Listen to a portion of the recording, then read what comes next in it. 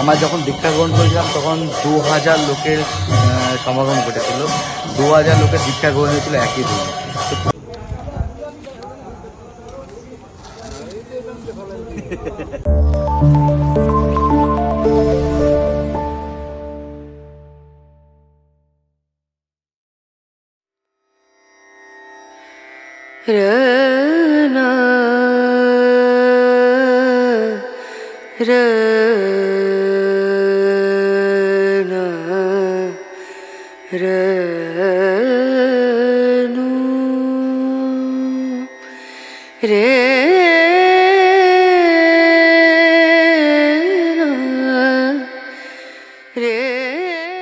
এখন আমরা আছি রাম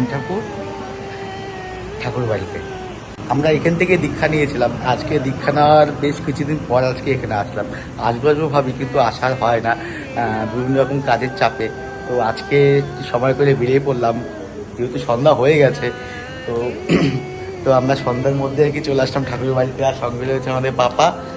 মন্দিরটা কিন্তু একদম নতুন,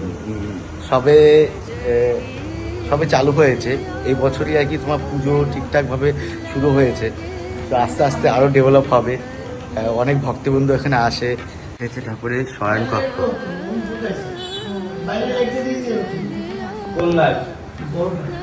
এই ঠাকুরের শয়ন কক্ষ এটা।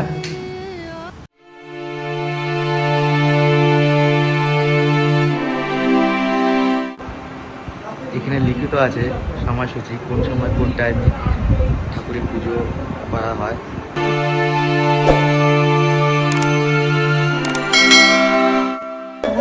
আজকে আমরা এই মুহূর্তে রয়েছি রাম ঠাকুর বাড়িতে।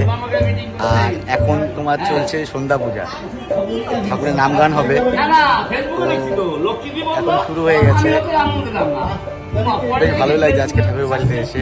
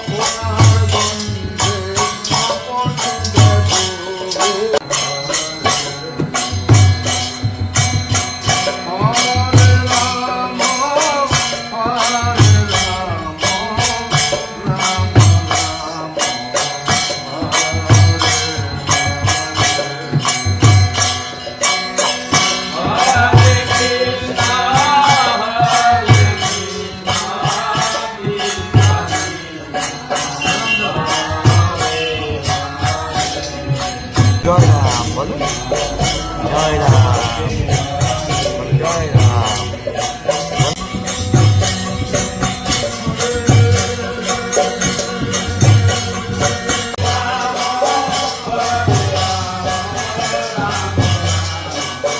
এখন মন্দিরে পুজো শুরু হবে, ঠাকুর মশাই চলে আসছে।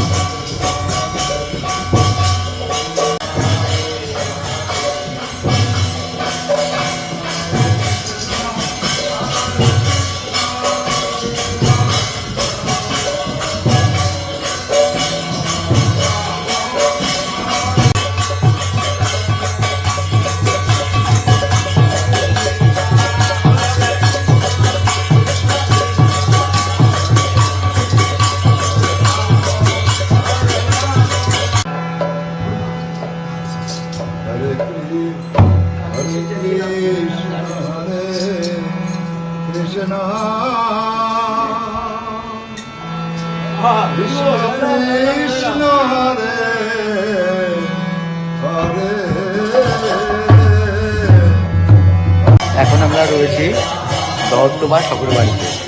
আর তোমার দেখতেই পাচ্ছ যে একদিকে ঠাকুরের নাম গান হচ্ছে, কীর্তন শুরু হয়ে গেছে, আর ঠাকুর মশাই চলে আসছে। তো এখন পুজো বসে, পুজো হচ্ছে, বেশ দারুণ লাগছে।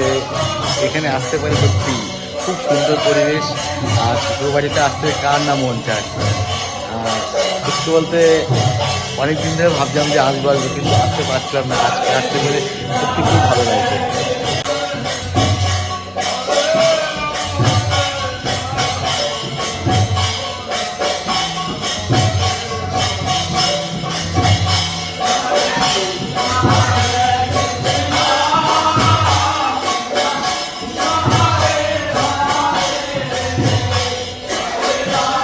আমরা যখন দীক্ষা গ্রহণ করেছিলাম, তোমরা দেখতে পারবে এই পেজেই, এই চ্যানেলেই দেওয়া আছে আমাদের ভিডিওটা। আমরা যখন দীক্ষা গ্রহণ করেছিলাম তখন 2000 লোকের সমাগম ঘটেছিল। 2000 লোকের দীক্ষা গ্রহণ হয়েছিল একই দিন। তো প্রচুর ভিড় হয়েছিল, খুব মজা হয়েছিল, প্রচুর লোক এখানে দীক্ষা গ্রহণ করেছিল। আর সত্যি এই মন্দিরটা এখন তো একদম নতুন হয়েছে, এখন কাজের কাছে এখন অনেকটা বাকি আছে। তো যতটা হয়েছে সত্যি দারুণ, আরও সুন্দর হবে আশা করি। আর প্রত্যেক বছর কিন্তু এখানে অন্নকূট অনুষ্ঠানও খুব বড় করে হয়, চেষ্টা করবো সেটা তোমাদের সামনে তুলে ধরার।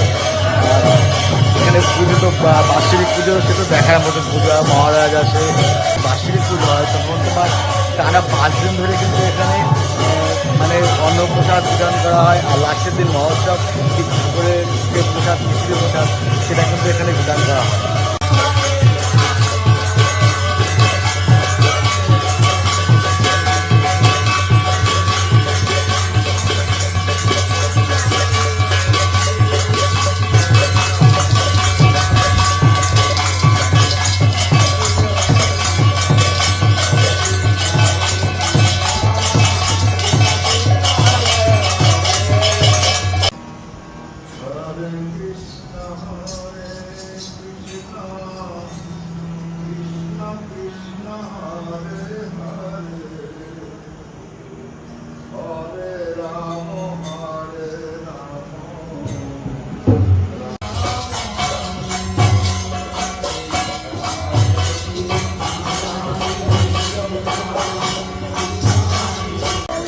পাপা ভেতরে খুব দুষ্টুমি করছে, এর জন্য আমরা বাইরে নিয়ে চলে আসলাম। খুবই টানাটানি করছে, ওখানে নাম গান হচ্ছে, কিন্তু ও করছে কি খোলের ওখানে গিয়ে ধরছে, তার জন্য ভাবলাম একটু নিজে নিয়ে আসি, অনেকক্ষণ যেহেতু রয়েছে।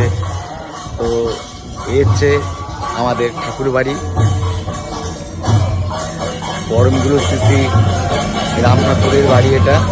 এটা হাবড়া দহত্তবা অঞ্চলে একদম নতুন মন্দির, কিন্তু সত্যি খুব সুন্দর সাজানো গোছানো। তোমরা দেখতে পাচ্ছ আমি যেখানে দাঁড়িয়ে আছি, আমার ঠিক পেছন সাইডটায় রয়েছে তোমার মন্দিরটা। আর এই ঠাকুরের এই নাথ মন্দিরের পেছনে রয়েছে ঠাকুরের শয়নকক্ষ, সব কিছু মিলিয়ে খুব সুন্দর। আর এখন আমি যেখানে দাঁড়িয়ে আছি, এই যে মাঠটা, এই মাঠটা কিন্তু তোমার বার্ষিক পুজোর সময় পুরো প্যান্ডেল করা হয়, আর এখানে প্রচুর লোক আসে, ঠাকুরের নাম গান হয়। আর এখন তো তোমার নিত্য পুজো যেহেতু শুরু হয়ে গেছে, এখানে অন্নপ্রাশন, গাড়ি পুজো সব কিছু কিন্তু হয়, সব রকম শুভ কাজ এখানে করা হয়। আর 3 বেলায় ঠাকুরের পুজো হয়, সকাল 6টার সময় হয় তোমার বাল্যভোগ, আর 11টা থেকে 12টার মধ্যে হয় দুপুরবেলা যে ভোগারতি, আর সন্ধ্যাকালীন পুজো হয় ঠিক 6টা থেকে 8টার মধ্যে, মানে 6টার সময় শুরু হয়, তারপরে নাম গান হয়, পুজো হয়, 6টা থেকে 8টার মধ্যে ঠাকুরের পুজো হয়। সত্যি খুব সুন্দর লাগছে এখানে আসতে পেরে। বাৎসরিক পুজোর সময় দেখো আমার পেছনে যে রাস্তাটা চলে গেছে মন্দিরের পাশ বরাবর, ওখানে কিছুটা গেলে আবার জায়গা আছে, মন্দিরেরই জায়গা, সেই জায়গাতে তোমার মহোৎসব আয়োজন করা হয়। আর এখানে 5 দিন ব্যাপী চলে অন্নভোগ প্রসাদ বিতরণ, আর তোমার চলে লাস্টে খিচুড়ি প্রসাদ। আর এখানে মহারাজ আসছিলেন, আমরা কিন্তু তখনই দীক্ষা নিয়েছিলাম। খুব আনন্দ হয় এখানে, তোমরা চাইলে আসতেই পারো। হাবড়া স্টেশনে নেবে, সেখান থেকে তোমার টোটো পাওয়া যায় দহত্তবা রাম ঠাকুর বাড়ি বললে যে কেউ তোমাকে এখানে নিয়ে চলে আসবে। আস্তে আস্তে মন্দিরটা আরো উন্নত হবে, এটাই কামনা করি, আর হবেও তাই। যে ঠাকুর নিজে যেহেতু এখানে আছে, তা মন্দির তো অবশ্যই আরো উন্নত হবে, আর প্রচুর ভক্তবৃন্দ এখানে সমাগম ঘটে।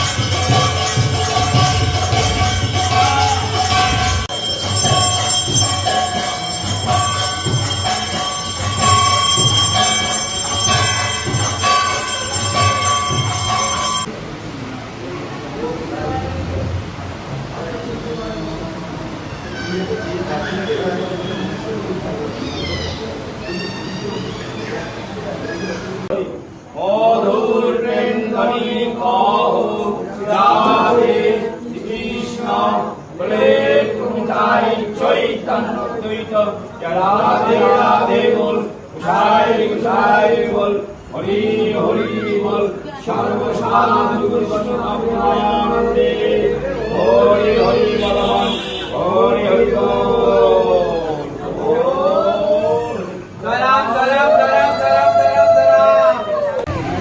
বাবা তুমি কোথায় আসো বলো? হ্যাঁ ঠাকুর বাড়ি? হ্যাঁ ঠাকুর বাড়ি। এটা কি ঠাকুর? ঠাকুর কোথায়? ঠাকুর কোথায় শোনা? ঠাকুর কোথায়? ঠাকুর ঠাকুর কোথায় দেখাও? এখানে আসলে একদম মনেই চায় না যেতে, অনেক এখানে থাকি তাই না? পুজো হয়ে গেছে আর এখন প্রসাদ দিতে হবে। ঠাকুরের প্রসাদ চলে আসছে।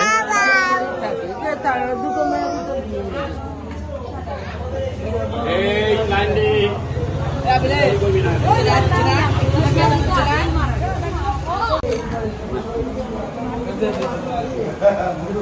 এই ঠাকুরের প্রসাদ।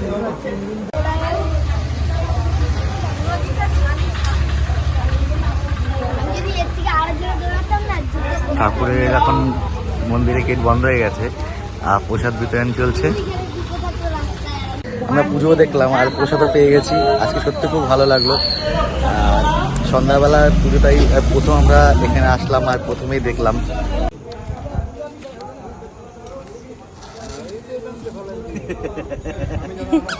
তোমার ভালো প্রসাদটা? হ্যাঁ আমার এখন রয়েছে সত্যনারায়ণের সিন্নি প্রসাদ, এটা হচ্ছে মেন প্রসাদ। তো আজকে ঠাকুর বাড়িতে আসতে সত্যি খুব ভালো লাগলো। তোমরা দেখতেই পাচ্ছ এখন নতুন মন্দির নতুনভাবে সেজে উঠেছে। আশা করি মন্দির আরও ডেভেলপ হবে, সকল ভক্তবৃন্দরা যদি এগিয়ে আসে মন্দির আরও অনেক ডেভেলপ হবে।